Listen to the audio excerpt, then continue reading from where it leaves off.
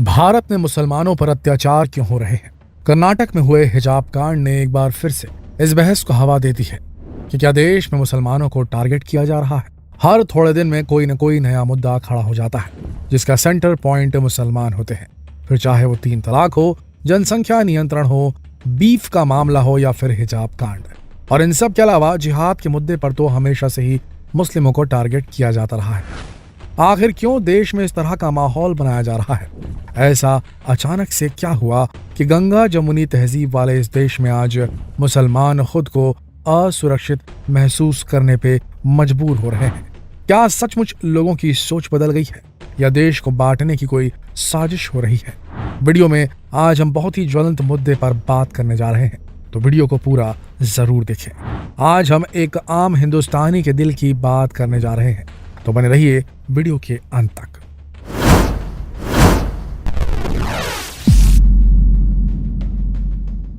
दोस्तों, एक जमाना था जब देश में हिंदू मुसलमान मिलजुल कर रहते थे।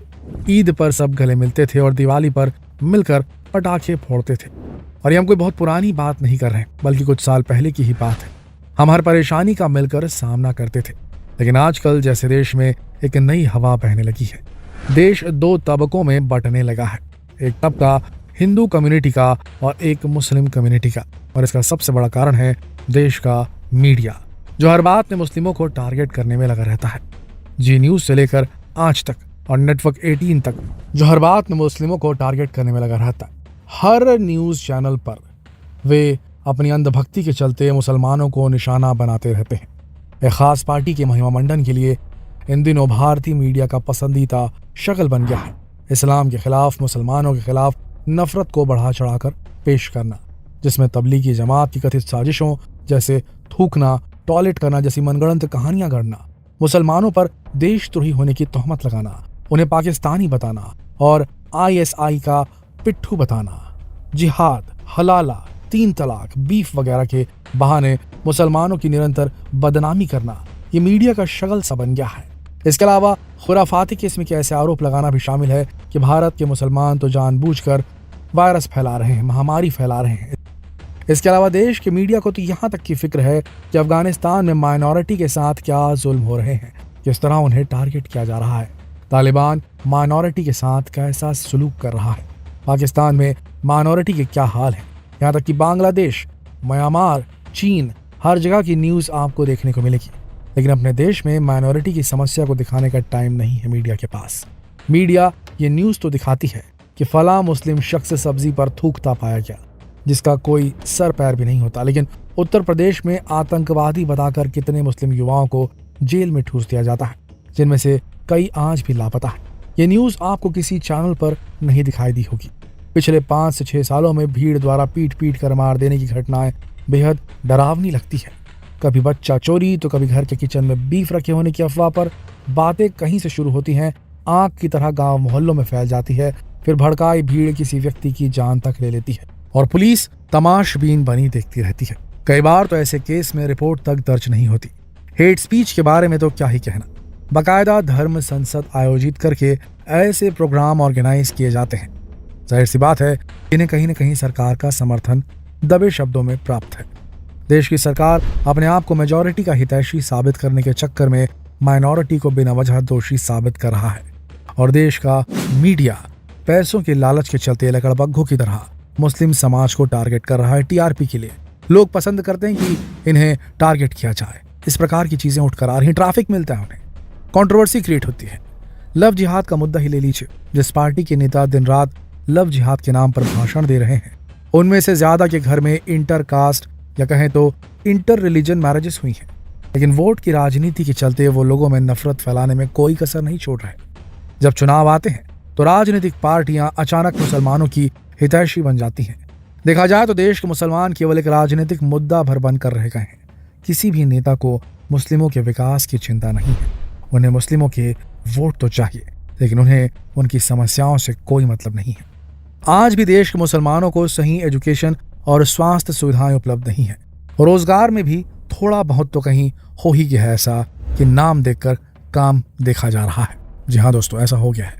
हर मुस्लिम को शक की नजर से देखा जा रहा है। उनसे उनकी देश के विकास में मुसलमानों का भी बराबर का योगदान है।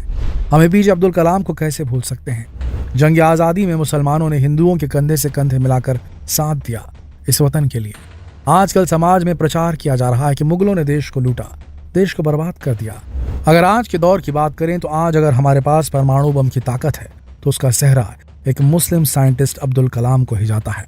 अजीम प्रेमजी जो कि विप्रो के संस्थापक हैं, जिसे भारत की सबसे बड़ी बहुराष्ट्रीय कंपनियों में से एक माना जाता है, उनकी संपत्ति 65,000 करोड़ से भी अधिक है और देश के विकास में इनका योगदान सभी जानते हैं। ये अक्सर सोशल वेलफेयर के लिए काफी काम करते हैं। इसके अलावा यूसुफ अली जो कि देश की सबसे बड़ी शॉपिंग मॉल लुलु ग्रुप इंटरनेशनल के मालिक हैं। यूसुफ ख्वाजा जो देश की प्रमुख जेनेरिक दवा बनाने वाली कंपनी सिप्ला लिमिटेड के मालिक हैं। ये लिस्ट काफी लंबी है। हर साल कई मुस्लिम IS और IPS में सेलेक्ट होते हैं। ये जानकर तो आप जरूर ही चौंक जाएंगे कि विदेश से पैसा भेजने में आज भी मुसलमान सबसे आगे हैं और दान देने के मामले में भी मुसलमान दूसरी मेजॉरिटी कम्युनिटी से कहीं आगे हैं। लेकिन इन सभी चीजों को कभी हाईलाइट नहीं किया जाता। दोस्तों, देश में सांप्रदायिकता का माहौल फैलाने में सबसे बड़ा हाथ देश के नेताओं और मीडिया का है, जो अपने फायदे के लिए लोगों के दिलों में नफरत के बीज बो रहे हैं। देश में मुसलमानों और हिंदुओं को आपस में उलझाकर और दूसरे बहुत खास मुद्दों पर से लोगों का ध्यान भटकाना चाहते हैं। अगर लोग आपस में ही उलझे रहेंगे तो उन्हें विकास और रोजगार जैसे मुद्दों पर उनका ध्यान ही नहीं जाएगा और मीडिया और नेताओं के भाषण के चलते वो लोग अपनी कोशिशों में सफल भी होते दिखाई दे रहे हैं। आज के युवाओं का फोकस हिजाब और लव जिहाद पर ज्यादा है। देश में बढ़ती बेरोजगारी को तो वो भूल ही चुके हैं।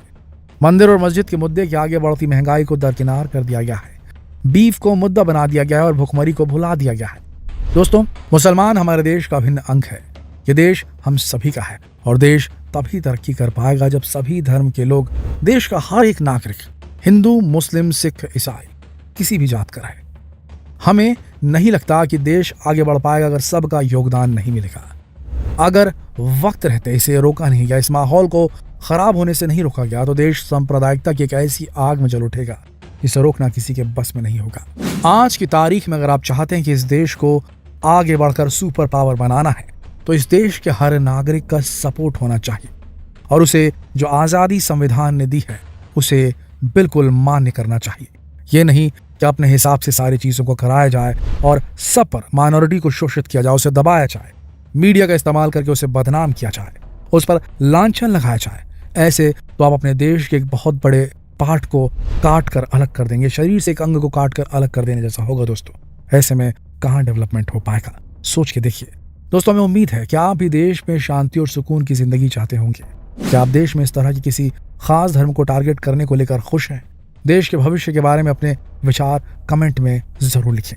जितना हो सके इस वीडियो को शेयर करें ताकि इस सवाल का जवाब जो है लोग कमेंट सेक्शन में लिख सकें। शेयर कीजिए इस वीडियो को फेसबुक पर, व्हाट्सएप पर, यूट्यूब पर। धन्यवाद।